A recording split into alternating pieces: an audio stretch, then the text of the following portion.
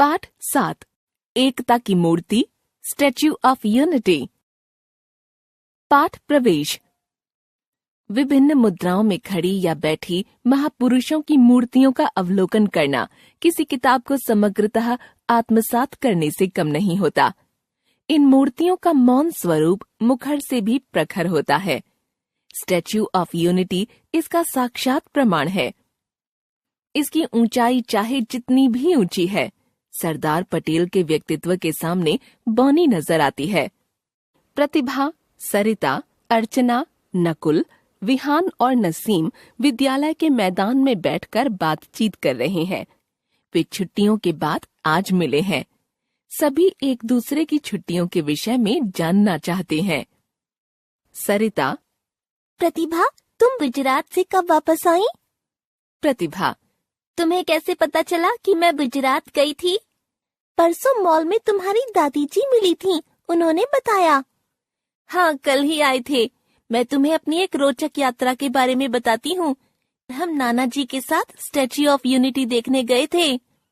अर्चना: क्या ये मुंबई में है? अरे नहीं, ये तो गुजरात में है। असीम: गुजरात में कहाँ? यह गुजरात में भरूच के निकट नर्मदा जिले में सन 2018 में बनाया गया। असल में यह सरदार सरोवर बांध से 3.2 किलोमीटर की दूरी पर साधु बेट नामक स्थान पर है, जो कि नर्मदा नदी पर एक टापू है।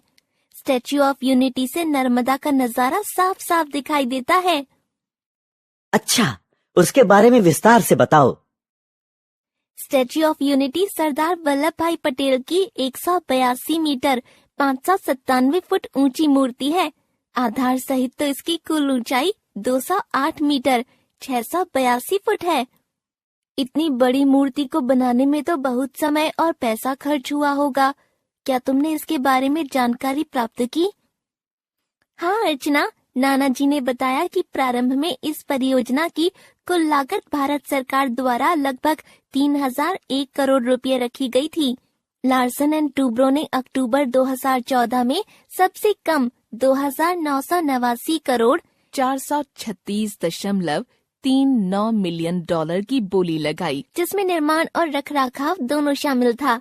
यह मूर्ति इस्पात सांचे, कंक्रीट तथा कांस्य लेप से युक्त है।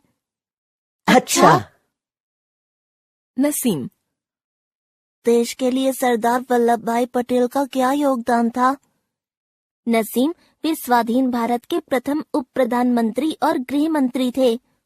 साथ साथ सरदार पटेल भारत की एकता के शिल्पी और एक सच्चे धर्मनिरपेक्ष सेकुलर राष्ट्रवादी नेता थे।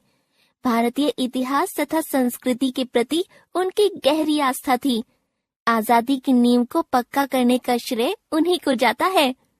सरदार पटेल की कड़ी मेहनत और लगन का ही परिणाम है कि आज हम अखंड भारत देख रहे हैं। उन्होंने छोटे छोटे राज्यों को जोड़ने का महान कार्य किया। अच्छा, क्या भारत में अनेक राज्य थे?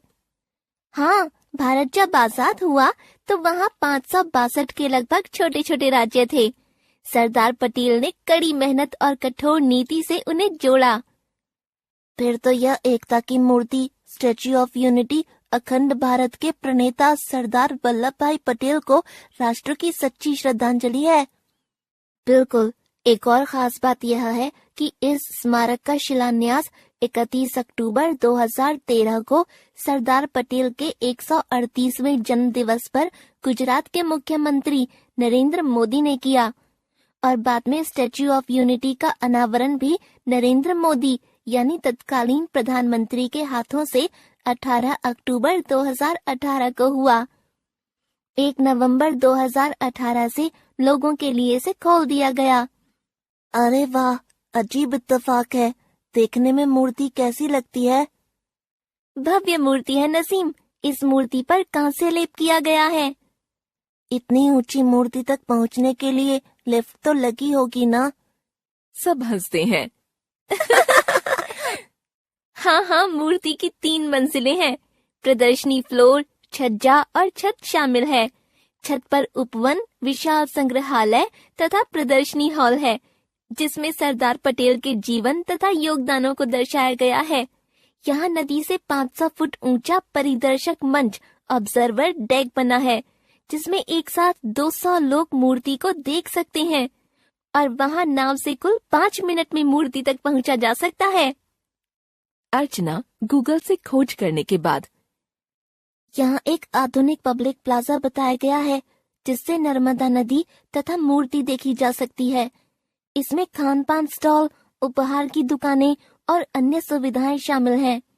प्रत्येक सोमवार को रखरखाव के लिए स्टैच्यू ऑफ यूनिटी स्मारक बंद रहता है। अगली बार जब हम भारत जाएंगे तो जरूर स्टैच्यू ऑफ यूनिटी देखने जाएंगे।